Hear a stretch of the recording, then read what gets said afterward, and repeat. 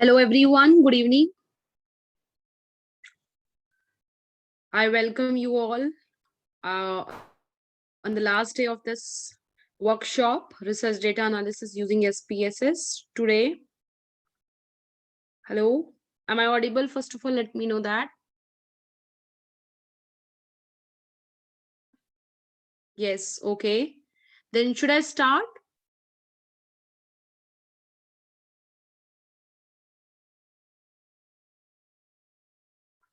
Yes, okay. Today, we have only one a topic, that is a hierarchical analysis, and we can have discriminant analysis, but uh, before that we need to clear the hierarchical analysis. What does it mean?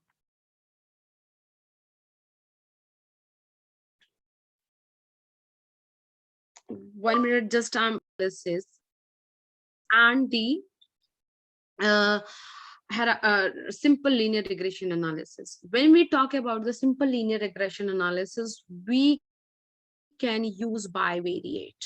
Okay, we can use multivariate. Okay, and in this we assume y is function of x. And in this case, if I'm assuming this, then it means x is directly influencing y. But unlike this, in hierarchical, first we have to determine our variables in rank. Which variable I'm going to run first and other I'm going to keep constant.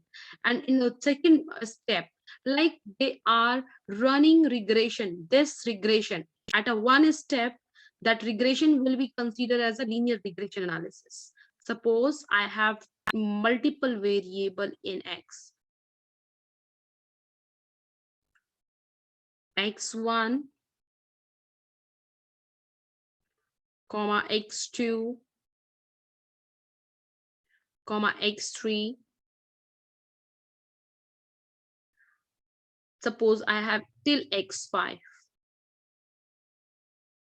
If I am running this all equation without any specified steps, then we are running linear regression analysis. But in a case, another case, if I just chose, okay, these two variables are more prominent variable than these three variables and should be regressed first with on y.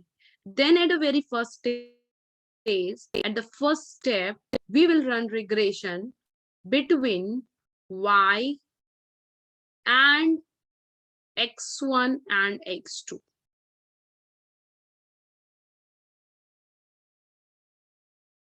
But as I told you, I felt that these two variables are more prominent than these three variables. Then I will, at a one time, I will run this, but in a same model, I will take second step. In that, I will consider y with x3 and x4 and x5.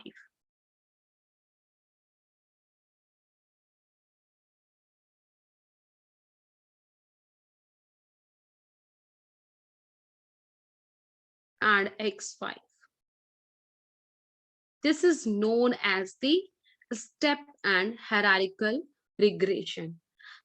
Linear regression can be run in a bivariate analysis, but in hierarchical step, we used to only consider the case where we have multiple regression analysis. More, we will go for the another. I'm going for the stop sharing this. I'm going to share the SPSS file. Multiple regression I have. Yep, this.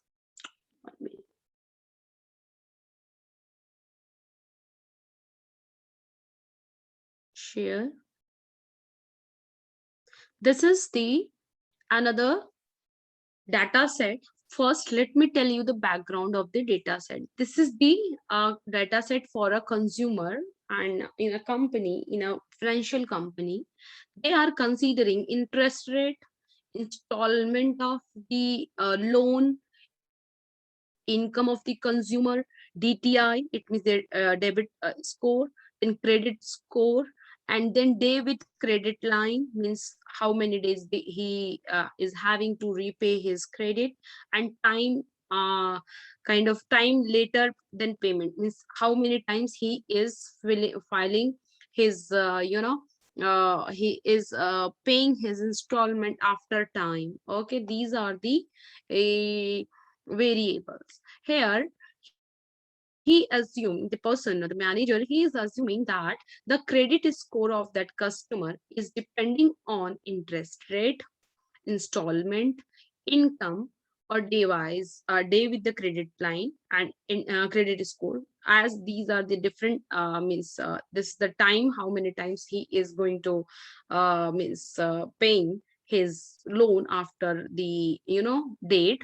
So these are the data set, and instead of that, if you don't want to consider these variable and you are not clear about the relationship between the variable for understanding the function of hierarchical regression analysis, you can use the simple x1, x2, x3, x4, x5, x like that. Okay, so here we are going how to compute the hierarchical regression. I think I made you clear about the hierarchical. What is actually hierarchical regression? It is a type of regression which is applicable basically in a, when we deal with the ordinal or that kind of regression, like not even ordinal, every kind of regression, but we are having a multiple variable, and in multiple variable we are clearly categorize the variable class. Okay, like first two variables are, suppose these two variables are installment and income are interrelated, and I'm taking these two variable, I'm considering these two variable more prominent for my analysis. So I will take these two things at a very first step. Okay, so for analyzing this, there are assumptions to apply hierarchical regression analysis. There are three assumptions. Data should be normally distributed. Second, data should not have multicollinearity. Data should not have autocorrelation. Okay, so as it is cross-sectional data, we have very less chance to have the problem of autocorrelation. But still, for that purpose, we will check. And second one, we need to check the multicollinearity test. For that, we need to run tolerance score and then VIF score. If VIF score is less than 10, this VIF and tolerance score, just I'm going to run this, and then with that I will let you know.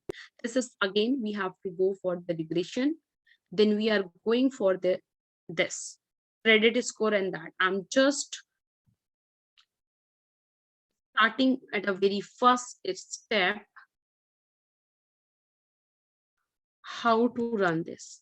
First, I will tell you with the 2 step, and then I will tell you 3 step.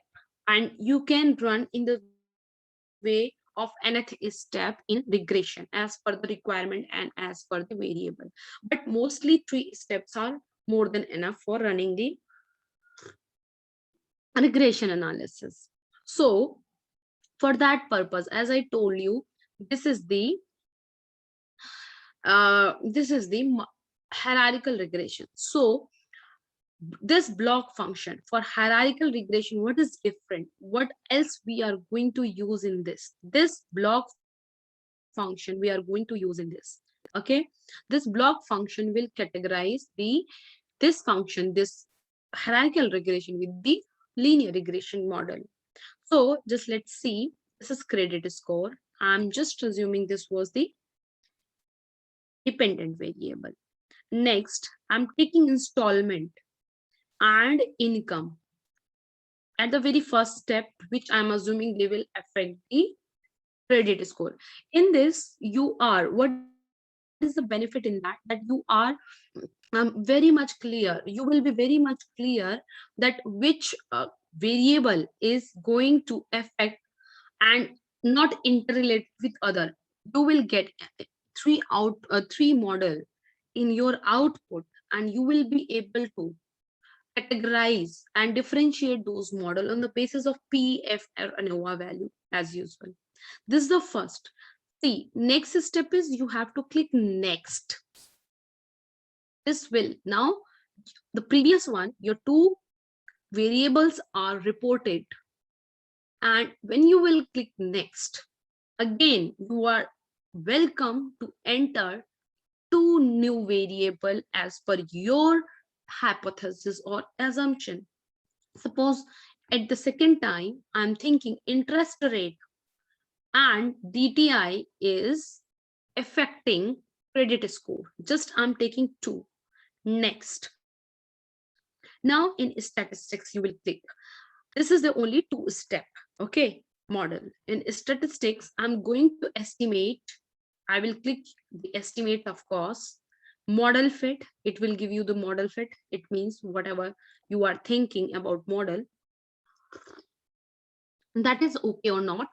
Second, in R square changed. It means with each and every.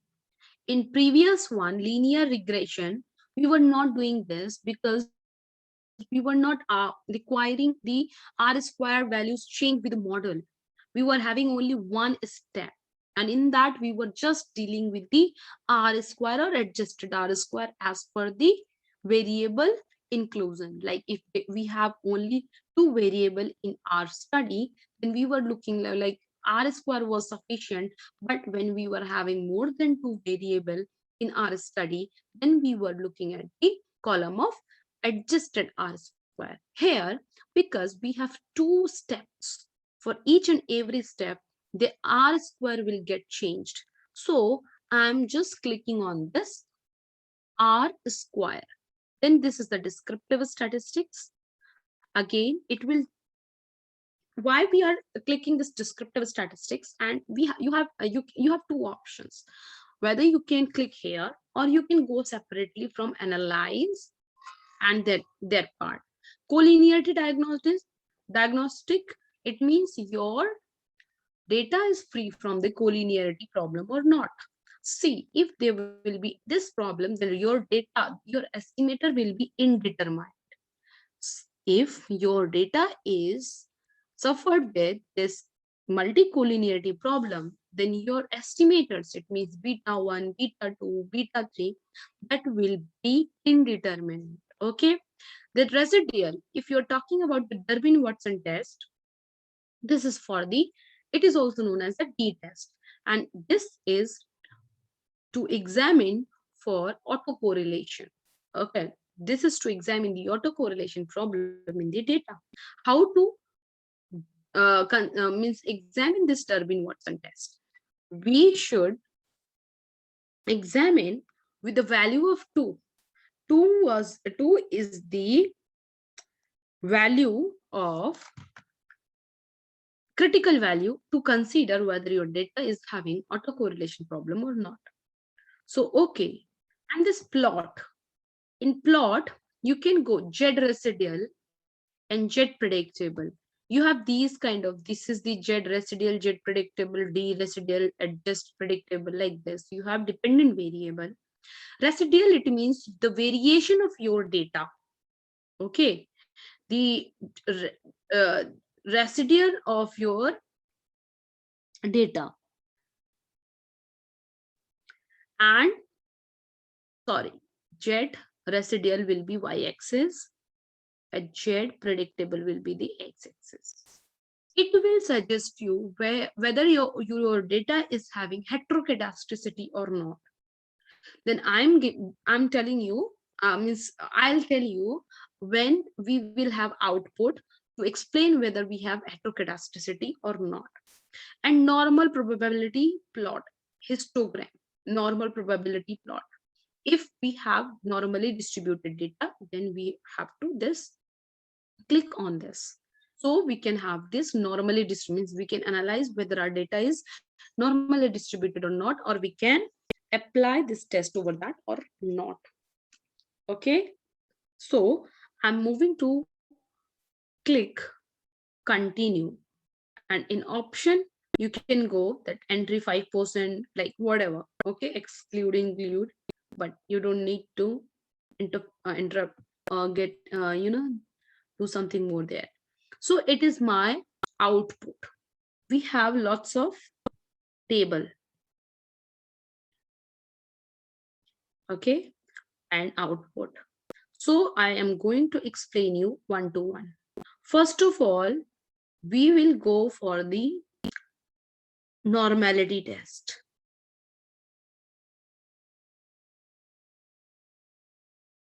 We are going to check the normality test and collinearity. Normality will be examined by this histogram and this residual graph. Okay, this graph. If suppose they are on this basis, this is kind of like a normally, means equally distributed, this part and this part. It is not like a one above of this line, this data is like this, and here it is not.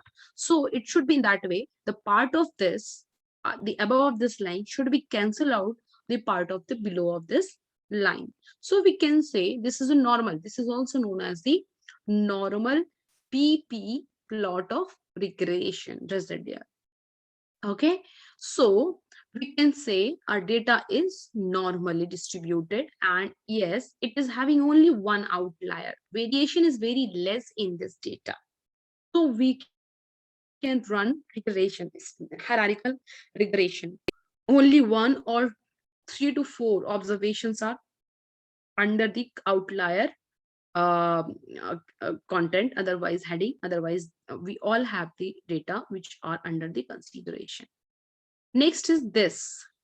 This histogram plot is also depicting you the normal curve, like little bit skewed left, but can be considered moderately normally distributed.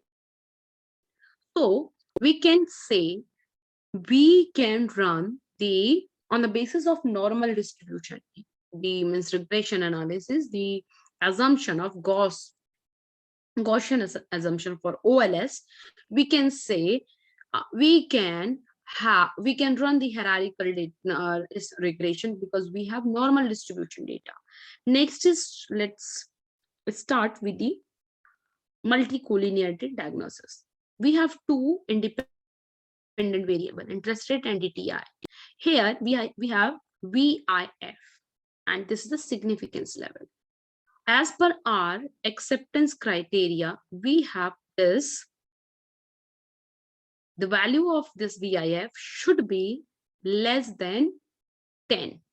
As the first interest rate have value of 1.163, that is less than 10, and the value of DTI, that is 1.026, is also less than 10. Then we can consider these two variables, independent explanatory variables, are not interrelated.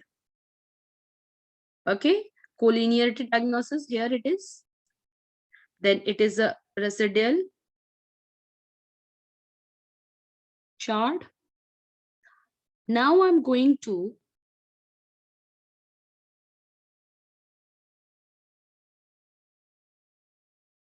give you this output scenario. VIF, here we have model summary, enter method.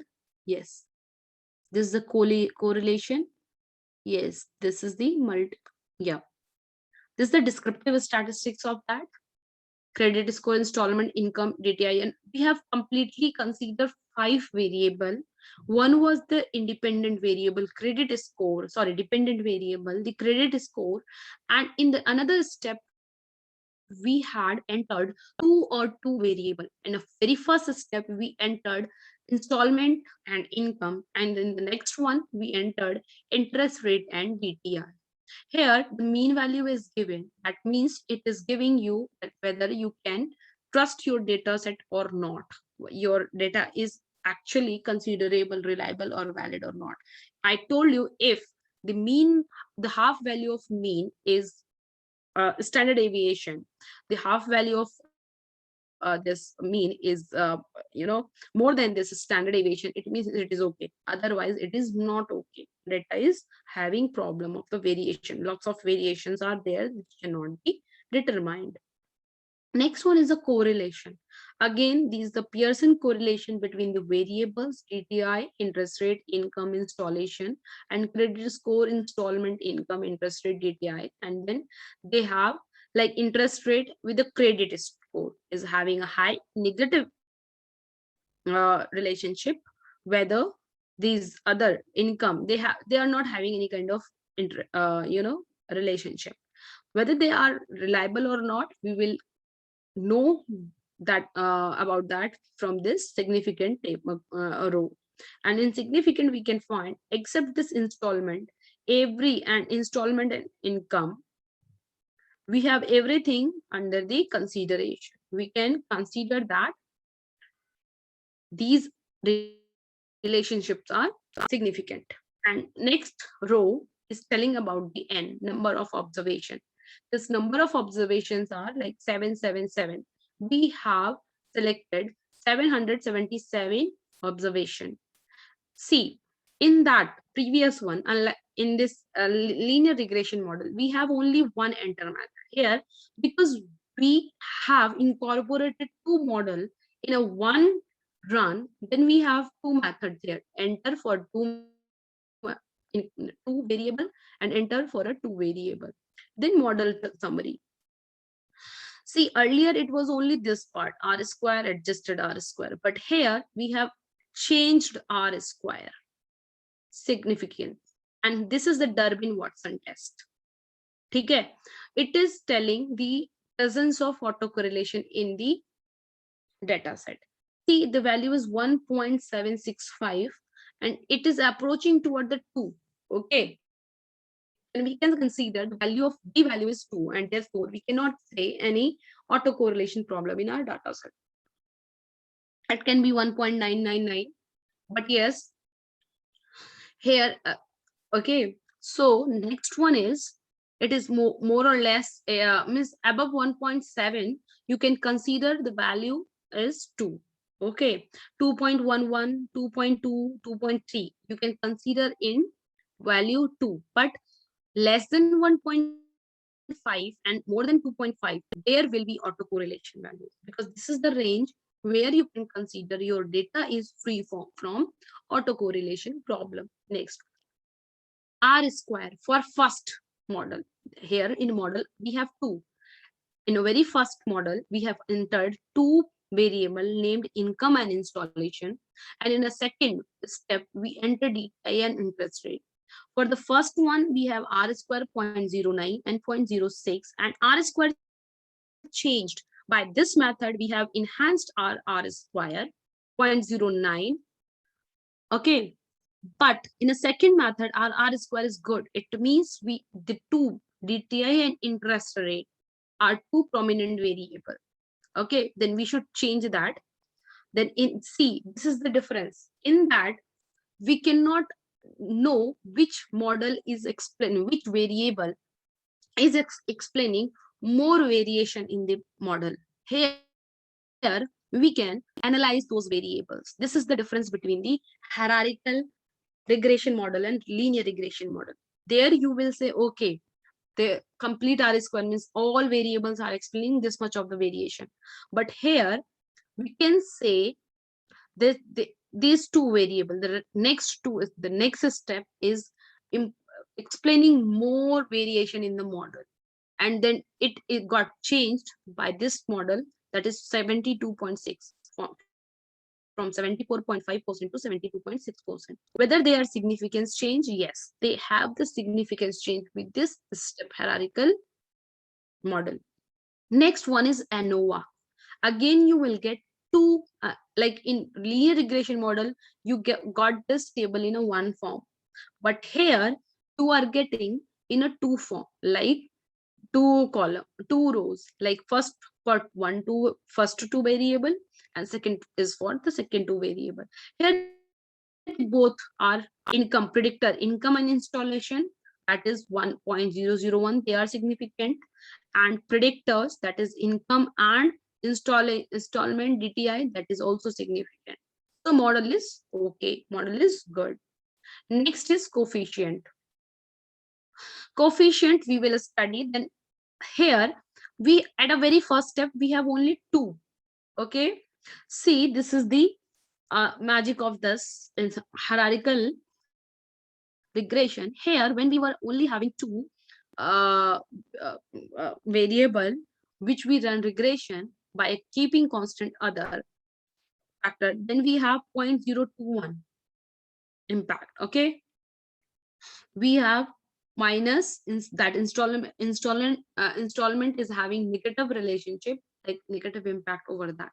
But after that, when we are considering these two variable two with that, it has having a positive impact. It means when you will only consider installment and income, that person is to impact that, then you will get a one picture. But if while running that, you are considering that interest rate of that loan, then it will give the positive impact on their credit score. Okay, and they all are significant. And here installment got improved as this p-value got reduced by 0.021 to 0.0000. So we can say they are significantly good factor which can determine the credit score. Or here VIF is less than, they all are less than 10, then we can consider they are the, you know, free from multicollinearity problem. Okay, then here we are excluded variables. It is not that much important for your that thing. But here what the at the like a second step, at the very first step, whatever you have, you know, just not considering, you dropped, you have dropped, that will be detailed here in this variable, in this section, that is excluded variable. But your main concern should be focused on this coefficient and then residual, model fitting, and R square. This, these three are the major table which should be pasted in your report to explain your model. Okay, so it was the hierarchical regression model for two step. Okay, three step is also in that way. I will tell you, and I'm just going to, in this data set or in a different in this data set, I'm going to explain you the third one, or so that you can compare the means you can compare the result. So I think am I audible, or internet connection is stable? Because here I'm facing the electricity cut, power cut. So just let me know if my internet connection is disrupted. So it was about the two steps variable. In the next one, I will again, I'm just taking the you know, example of another so I can explain you better. This is in the logistic regression I'm talking about. Okay,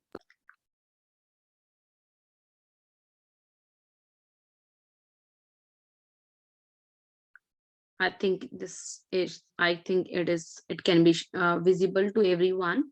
So again, I'm I'm just giving the another example of hierarchical regression, how to run this. So here we have another example of the data set, that is education performance teaching, teacher counseling, university infrastructure, library facilities, is study material. Unlike that, it was means we will go regression. Here it was ordinal. In this, you will see, you will not have the hierarchical regression option, means just blocking one step. So it is the limitation of this. And as the factor, this ordinal one is here, then you can mention in this here, you cannot include the categorical variable like education. The difference between these two is, in this ordinal regression, you can consider the factors impact, the education fact impact on the performance of the education. It means their stream. Okay, there is stream means like sciences stream, economics stream, commerce stream. As I told you, commerce yesterday class, that commerce stream is having a good impact on the performance of the student. Or you can say, if you will expand in university the commerce is commerce course or commerce content, then student will be able to grasp more things and can improve their performance. So this is the limitation of the here. And this limitation, because in SPSS there are lots of limitation, we cannot run properly the time series or non-linear regression model very much. So we use the R, Griddle or Stata. There are lots of EViews, lots of software. But what we are available here and what we are content is there. Just I wanted to make you aware about the differences between these two. That's why I have taken these two category of the example, so that you can understand how we have to proceed in case of like only we have means this is the limitation of the SPSS, because it is the last day of the workshop. Then it's that's why I'm telling you the limitations. And it is not kind of you should not go for the SPSS. But there are lots of things like regression, and these are collinear descriptive statistics. In R you will not get descriptive statistic in a proper way. The output is not that good, but in here from the SPSS you are getting the output in a proper way. So this is the advantage of SPSS. So if you are aware, acquainted with both software, then you can deal with your data analysis and report writing part. Because in report writing, it is not about only the analysis, it is also the part of the presentation. So, and as per your requirement, you can choose the software. Like in a graph and all here, the SPSS graph builder is better than the R graph builder, until or unless you are not installed with in R with the higher packages. So the chart builder, and I think you have already done this. So this is the advantage of SPSS here. The basic level is always, because if you are not good with the coding and understanding the what is integer and non-integer and bugging error, so SPSS is the boon for your analysis. So here I was talking about the difference when, in what condition you can use the simple linear regression instead of ordinal regression, and how to perform the kind of the step regression analysis or hierarchical regression analysis in this case. So unlike that, we will not consider all the variable here. We have to leave the categorical variable, we cannot enter here. Okay, so at the dependent, performance will be the dependent. So at the very first stage I am just teaching counseling. Okay, then in the next step I'm taking the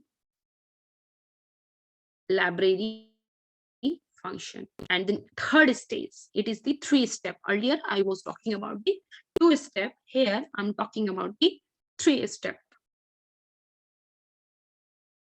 E-study. This is my variable setting. Again, I'm going for the next. Same. This is for the normality testing. It has to be repeated whenever you are going to choose the another data.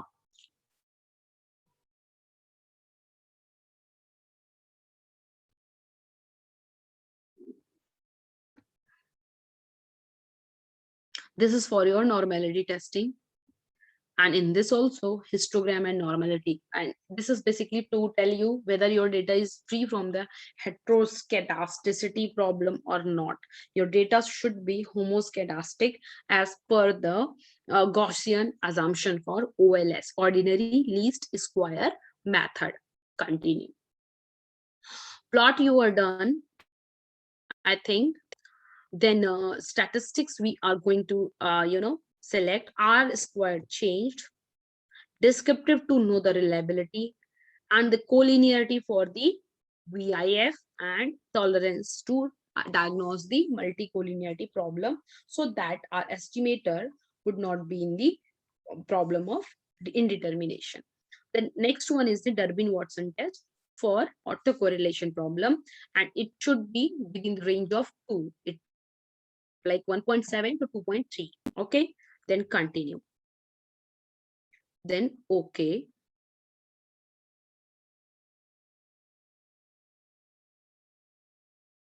Okay, I got it. Here, again, like the previous result, we have the first table, which is explaining the descriptive statistics of the variable, all variable. Here, in our first table, you will not be getting the discriminant, a different category of the like type step 1, step 2, step 3. Just remember, here we have entered 3 steps instead of 1. So it is a mean and it is a deviation.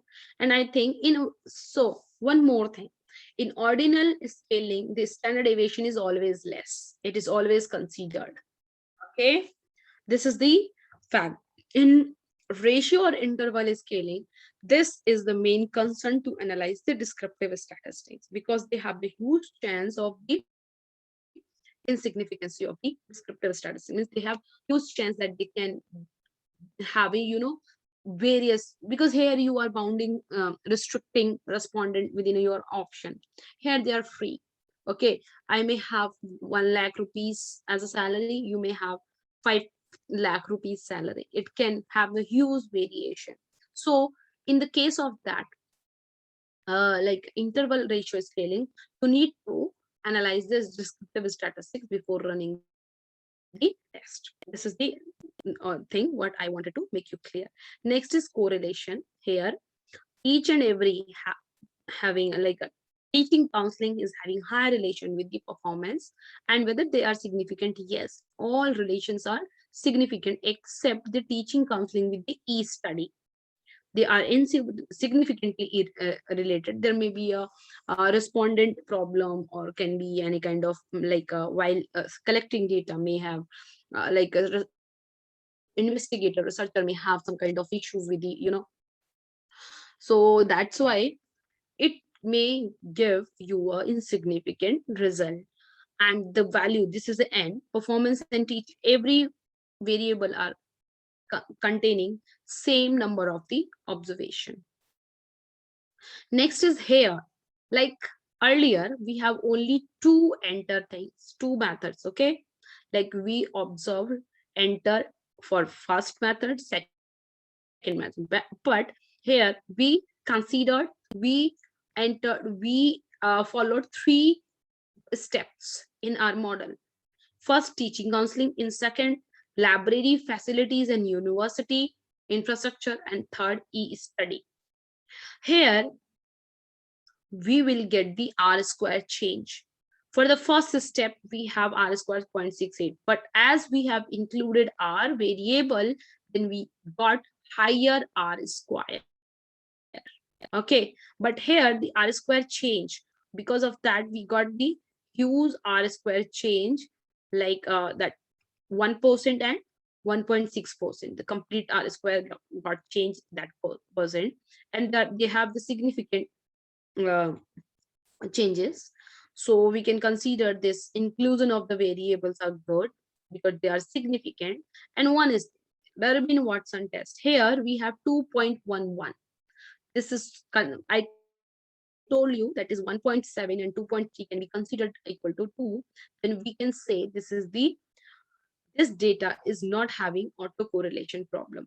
I think I must tell you what is autocorrelation problem. Autocorrelation problem is a problem when one observation is linked with the another observation. Like what I am telling, the same thing will be spoken by the another one on the basis of my experience. They are not quoting their own experience. In that way, we get the data like influenced by each other. So there is a no sense of data because it is manipulated data. So basically, when researcher or investigator fill their questionnaire or something like that, then you can get this Durbin-Watson problem in your data. So we are not having Durbin-Watson problem because we have it is equals to 2. The next one is ANOVA. Here, as we consider 3 steps, then we have 3 model summary.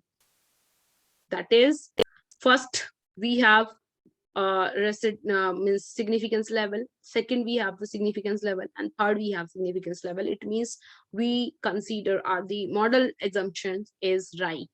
We have good model assumption. Our variations in the model can be explained, and they are significantly explained. Okay. Next is the coefficient. Okay. Next table is depicting the coefficient values of the, like, at the very first place. See, this is the another assumption which should be fulfilled by the regression OLS method for proceeding ahead. See this VIF 1.194, 1.150, 1.146. These are the values which are, means each and every values are less than, they are less than 10, and we can consider this data set is free from these variable are not explanatory variable, means the teaching counseling can have the relationship between with the student performance, but teaching counseling should not have relationship with the university infrastructure. University infrastructure should not have the relationship with the library facility. This is known as the multicollinearity. Okay, so here we can say when we kept all and every variable constant, then teaching counseling were having 0.671 impact on the student performance, on significantly. It was significant impact. It was having significant impact. But in the next time, when we included more 2 variables, that is university infrastructure and library facility. Okay, then we found this individual impact got reduced by little bit, and then it was 64.6% rather than 67.1% influence. And with that, along with that, this variable, teaching counseling, university infrastructure influenced student performance by 2%, but it was not significant, 0.640. And library facility affect negatively, like minus 0.063, it was significant. Moving toward the next step in this hierarchical one, when we consider e-study material to get the influence of on the performance, student performance, we found this teaching counseling got increased, you know, influence on the student performance. That was a 0.657. Okay, and 65.7%. Then university infrastructure got positive impact, that was the 0.6065%, and this was 0.142. Its significance got also enhanced, that 0.64% to it got 14%. It means we are more in the toward the acceptance reason. Then library facilities, it has the negative impact, 0.05, from 0.063 to point. It also improved. No, it also get like it also improved, and with the significance 0.025. Okay, 0.005 and 0.025. And here each study is having positive impact on the student performance with the significance level of a 0.001. So it was the, in this way you can explain the explain the hierarchical regression analysis. Okay, so excluded variable at the very first step. In a second step you excluded like a 3, and the last one on 1.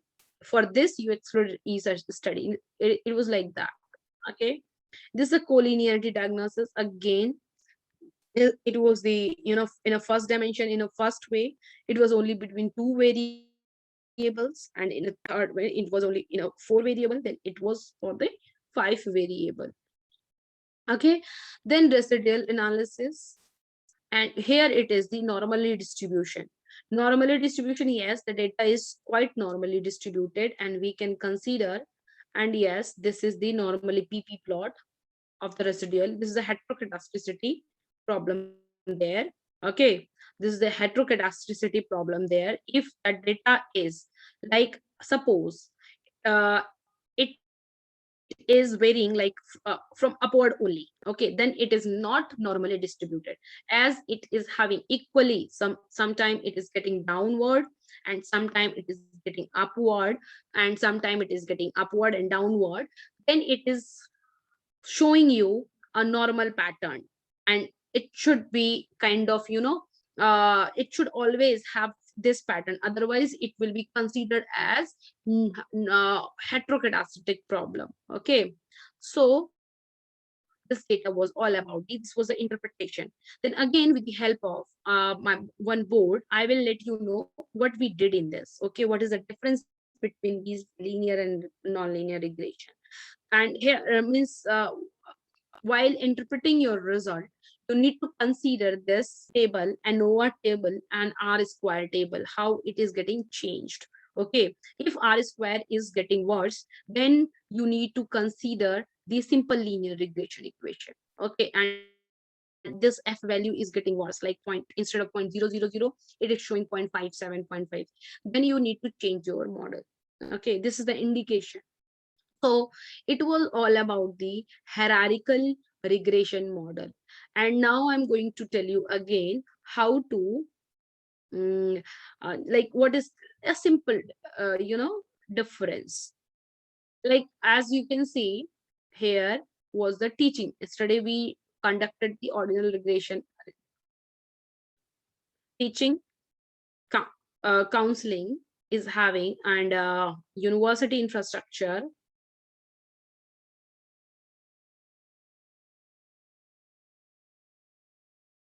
This is having impact on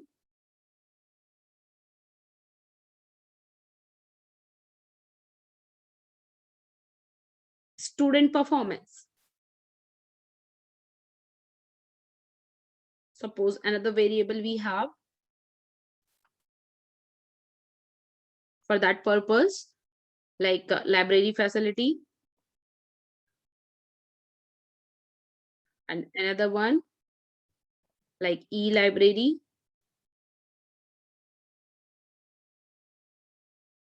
e-study material.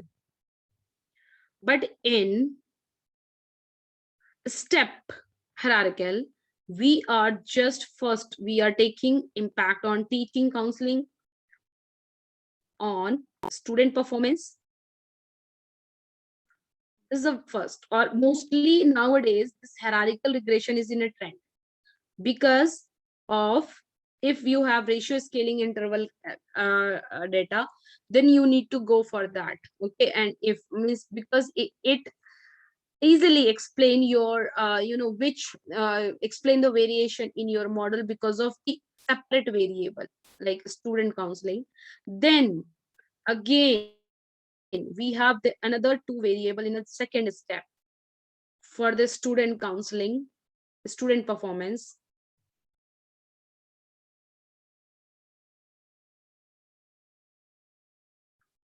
Okay, in the last one, like it what we are going to do as a combined one, here with the hierarchical one we are taking out the impact at the separate one, means we are considering which variable is more important than for what.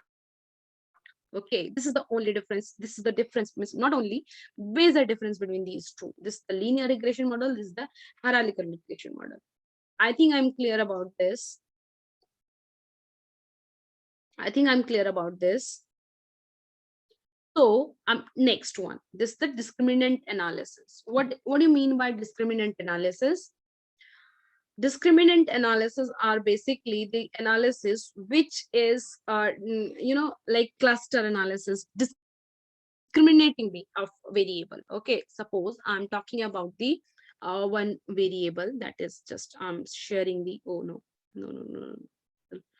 Okay, I'm sharing the screen of my data set. That is, I'm sharing this data set. Area wise, correlation, formula, logistic, workshop, form 1 minute, multiple regression, correlation, arrival timer. Yes, if I'm here, if I'm taking the factor here at one, okay, I'm just including one more factor here. Okay, this is the data set for various company. Okay, like I have, okay, here in variable view, I'm just adding one more factor, that is the company name.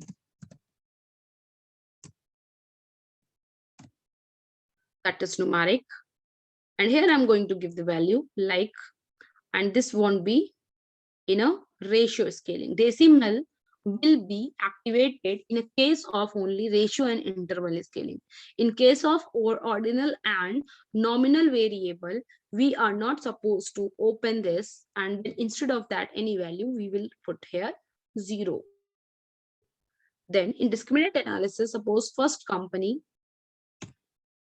was from, like I'm taking example of the firm 1, second company firm 2,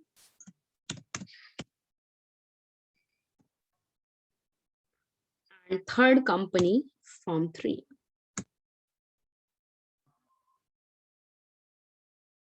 Okay, and in data view I'm going to code this one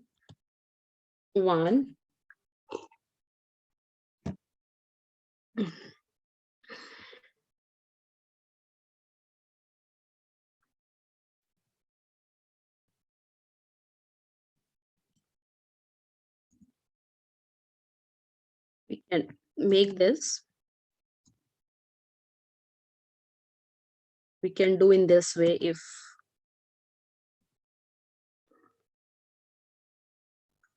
okay, in the second one we can say this is a form 2, form 2,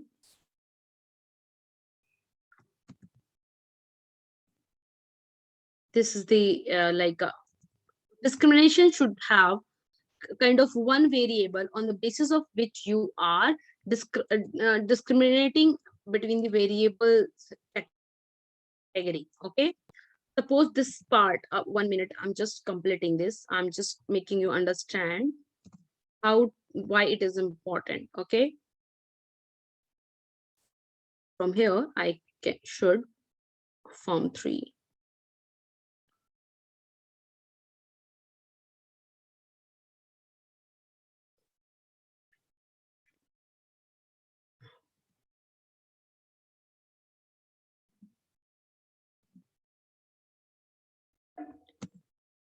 Yes, we are done this, and I'm going to delete this. Okay, we have this data set, and in discriminant analysis, suppose we have lots of data set. Okay, it is a less, then we can manually or visibly can means we can discriminate this. But what if we have lots of data? Okay, so what we can do, okay, on the basis of the, or suppose we don't have this company name, so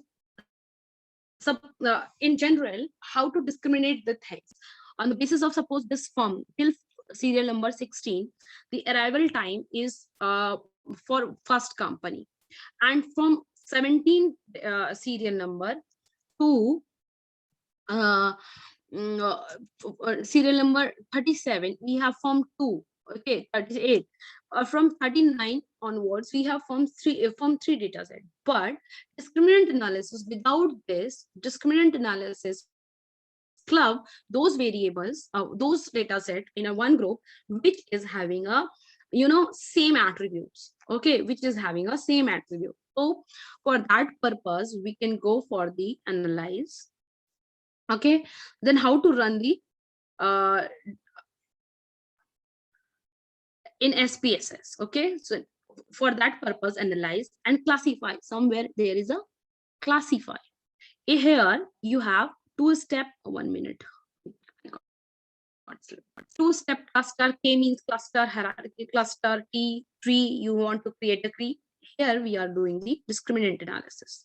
The grouping variable was a company name, and in that define a range, minimum and maximum. That is, a minimum is 1, maximum is 3. then continue. And here, independent variables are like a arrival time. Okay, or you can start like a, yes, in what shop, like suppose in a one shop, car is arriving at 77.17 minutes or 26.84 minutes and 47.74 minute of the day after opening. This is kind of a, or I can see the one means like a first or second kind of, I'm just thinking that if they have, busy as in a firm one, they are busy for 9 minutes or 10 minutes and 9.36 minutes and 11 minutes, kind of that. Okay, so we have to do this continue, and then we can you know box next we can go for selection variable statistics. Box M, box is M, we can click that box, and or Fisher's we can, if there is, yes, function coefficient. Here in matrix you can click on the uh, total covariance, separate group covariance, within the group covariance. You can make this, means as per the your requirement, within a group correlation, on what basis you want to have the matrices. This is the, then continue. All group equal, within group equal. This is the, means if you want to separate group, you have to click on that. Otherwise, or you can click on this. If they should not be equal, then compute from group size, you can click on that too. Okay. And here combine plots, if you want to have the plots, then you can click OK and then continue. Then save. In save, you should check these three things: predict group membership, discriminant score. You will get these things. Okay, and what is the probability of group membership? It means what is the probability that this firm one is the part of this membership, this group. Okay, then continue. This is a kind of PCA, principal component analysis. It means having a similar characteristics of the variable, they will create one group. Okay, so you have to click OK, and you have this data set. Okay, and in this you can get the output variable output. This, I think you can see this. These are the tables which we got after the, this is the plot, this is the thing what you need to paste in your report. Okay, what is this variable what you got in your, first of all I have to explain you. Okay, this is the part what you need to paste in your report. Function 1 and functions 2, this is on the basis of their function, it means their arrival pattern. The firm 1 is having this much of this blue part, this, it means firm 2 is having a higher values, higher observation, which are around the firm 2, and firm 3 is having a very less component which is having a same characteristic. This is for that purpose. This is called the discriminant analysis. And these are the above tables are the acceptance and rejection parameter, whether these things are reliable and not. Always remember, whenever you will run, you will run the discriminant or PC analysis, the graphical part is, or correlation matrix are the highest impacting, which need to be pasted in your report. The rest of things is depicting only the time criteria, whether you can accept this outcome or not, whether they are reliable or not. So let's start with the interpretation. So first, start with the table. What we get in that: distance 1, distance 2, like this underscore 1, this underscore 1, 1 underscore 1. So this underscore 1, predicted predicted group membership. It means this arrival time, or this for that, how much distance they have. Okay, predicted group membership. Okay, the next one is score on discriminant function 1. The second one is that. Then score on discriminant function on 2. Then probability of being in group 1, means it is a probability that first element, what is the probability? 100% probability is that this is the group in 1. Okay, and this is the, what is the probability that is it is in group 2. If this is in one group, it will not be in a second group. Okay, and this is the, what is the probability that it is group 3? That is a 0. Here, see, this is the 99. This item has 99% that it will be the part of the group 1. So yes, this is the first form part. And 0.00001% is the chances that is a part of the group 2, and 0.00% is the chances that it will be the part of the group 3. So this is kind of the table you will get. But you cannot go to paste each and everybody's, like it is of only 53, you can go for one by one. But in case of the huge amount of the data set, you cannot go by this table and this probability things. Okay, so this is kind of the first observation is having a 100% chance that everything is from the firm 1. Okay, so if I'm talking about the output, so we have to just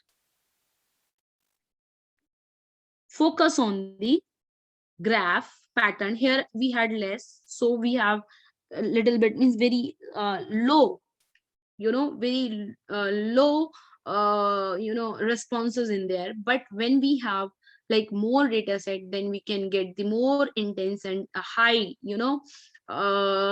very dense cluster over here, that is called the discriminant analysis. That's why it is known as a discriminant analysis, because it is discriminating between the variables on the basis of their attributes, their similar patterns. Okay, which is following the same pattern, they will fall in one category, otherwise another category, and in otherwise in a third category. Here form 2 is having a higher density than form 1 and form 2. This is a discriminant analysis. It is useful when you are running, you are not having, you have a mix up of the data set. Okay, you're not having a segregate data set, and you are not sure like if you have like you want to know the interconnection between the two groups, whether the second group is having a chances that they can be the part of the first group or not, then you are running this discriminant analysis. Okay, so just move with the first things. What we have like a cases validity percentage, how many percentage we have the valid cases, missing and outrage, and then both missing or outrage, what are the percentage of that. This is the validity of your data set. Then group statistics, again, that is a valid weightage and unweightage, their group statistics, their average.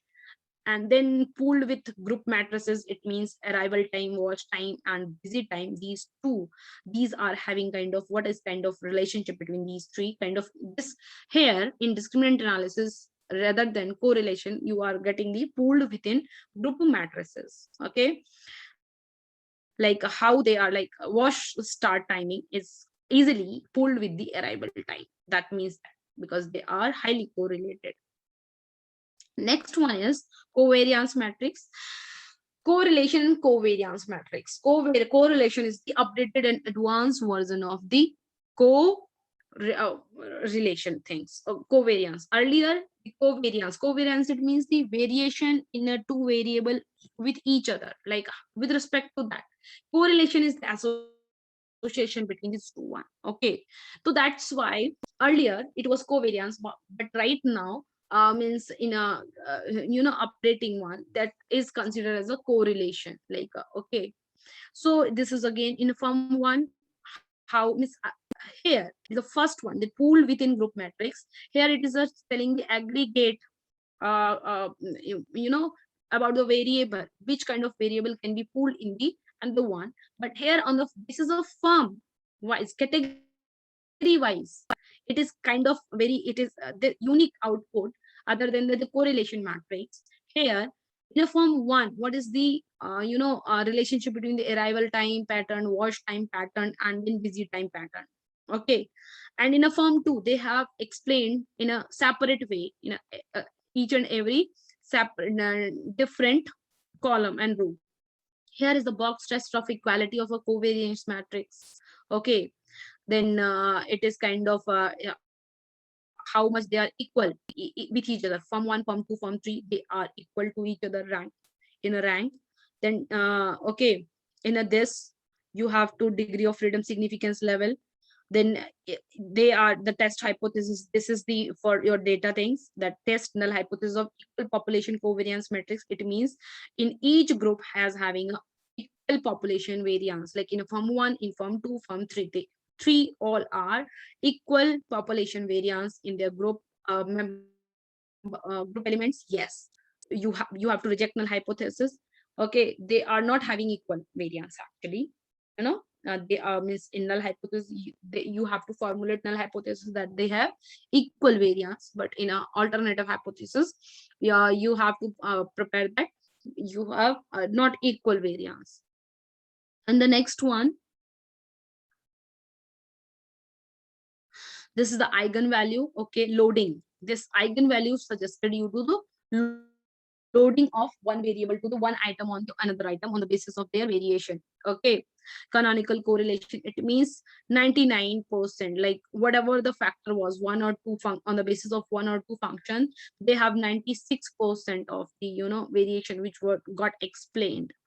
Wilk lambda, this is the significance level of that that function on the basis of what you are categorizing the data set, that is significant for both functions. Okay, so this is the kind of all function of group centroid. These are the things on the basis of which you can suggest that whether your these clusters, not cluster, discriminate your groups are significantly formed or not.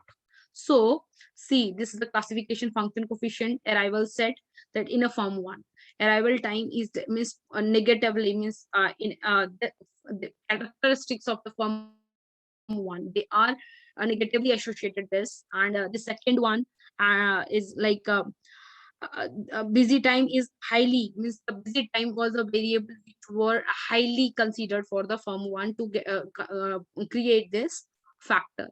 And then in this again, the all the busy time was a higher factor which were considered like a which were kind of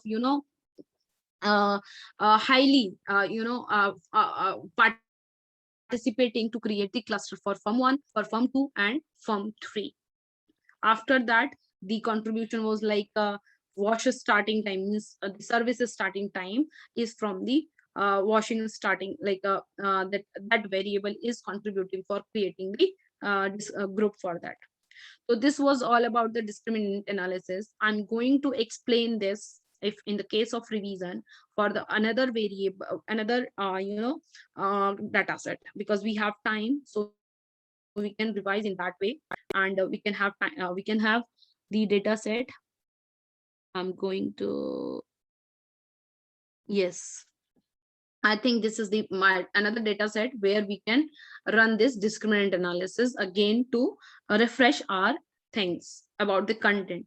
Again, where for running in this data set, this is the data set for sales and supply price and competitive price of the in that region for the fuel price. Okay, crude oil. This is the analysis part. We will go to classify here, and in this we will go to the discriminant. Again, in this grouping variable, for what we are going to group. Okay, Here we are not having in that kind of grouping variable. For example, just we are taking the price, okay, considering the price for the grouping variable. On the basis of that, you are going to group. Range minimum, you can 1 or 3 or 4, whatever you want to. Just I'm continuing this in that way. Independent are sales and supply or common competitive price, just leave it. Then in that, next one is statistics, box M, total, and within group covariance is okay, within group correlation is okay. Features where we are going to mark that these are the parameter which will tell whether your group is which is formed, that is significant or not, and what are the contents which are responsible for forming that group. In classify, all within the and combined groups, okay. Plot, the plotting is important, or separate group you want to, or territory map, whatever you want, just check for the continue. Then you can save, you have to save all the discriminant score and all everything, continue. Then okay, you will have again this part, and I told you what are these things. This is basically whether this first observation is from this group or this group or this group, okay. So in that way, because this is the 59%, then first will be considered in the group 3, and second will be considered the group 3, and third will be also group 3, but this one, fifth one, it will be considered in a group 2, okay. So this is the interpretation of this, but your thing will be here in an output window.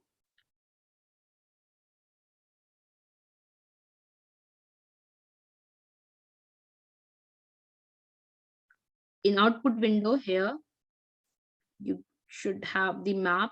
Yes, this, no, this is the form 3 discrimination. Oh, I didn't mark on that. 1 minute, 1 minute, just a little bit change I want to do in this. Classify, discrimination, common price, what,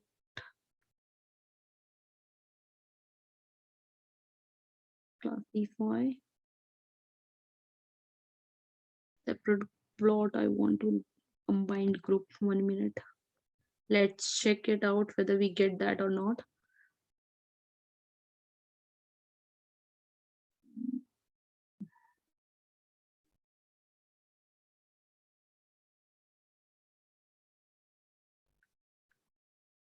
We did, because our variable is not in a discriminate in a discrete form. That's why I think I'm not getting this that kind of output which what we were having in that way.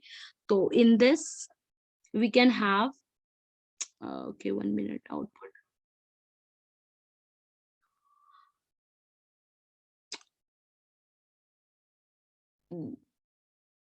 Variance matrix, but this should be kind of that output. But 1 more minute, I am just repeating if I will get. I think that data should be in that supply, independent grouping variable, discriminant analysis, sales and supply, classify, plot within case wise, replace on group, compute within the group, continue, statistics,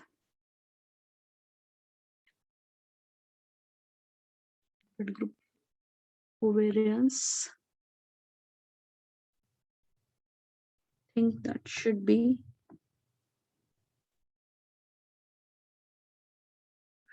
Okay, in this one, we can have only consider in that way.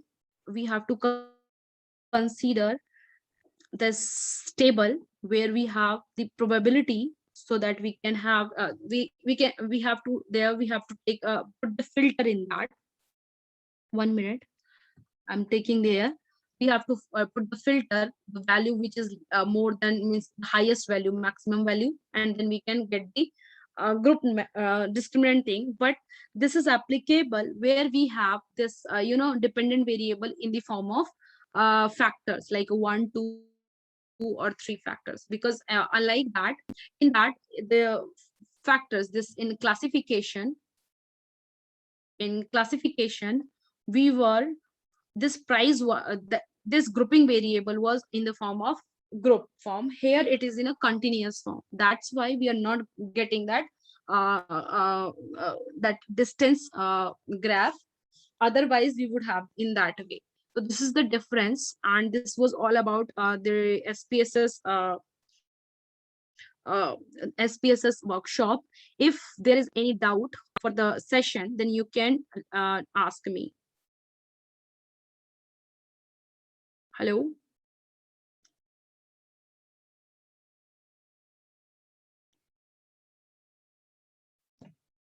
Or I am revising that